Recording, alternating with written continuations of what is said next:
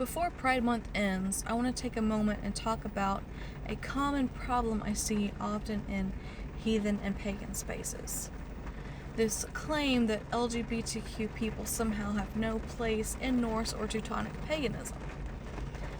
Many people have this idea that the Norse world was a place of rigid gender roles and strict expectations. But when we actually reflect back on the surviving sources, we find the answer is far more fluid. Loki changes shape, changes gender. He's essentially transgender and gives birth to Sleipnir. Odin practices Seidr, which is a very feminine thing to do because it's very frowned upon for men to practice Seidr at this time. And Thor cross-dressed. Plain and simple.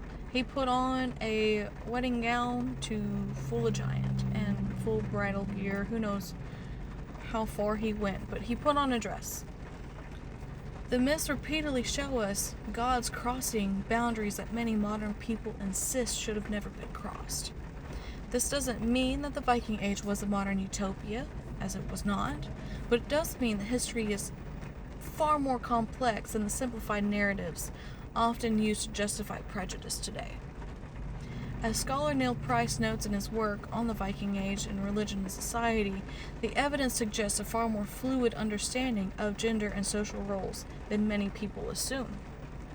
And as heathens, we should be careful about projecting later cultural attitudes backwards onto our ancestors. And more importantly, we should remember the values that appear again and again throughout the sources. Hospitality, honor, reciprocity, and frith. The worth of a person is measured by their deeds and character, not by whether they fit someone else's expectations. You do not have to abandon your history to support your LGBTQ friends, family, and community. And you do not have to abandon compassion to honor the gods. Pride Month is not about rewriting the past. It is about recognizing the dignity of people in the present. If our traditions teach us anything, it is that courage comes in many forms.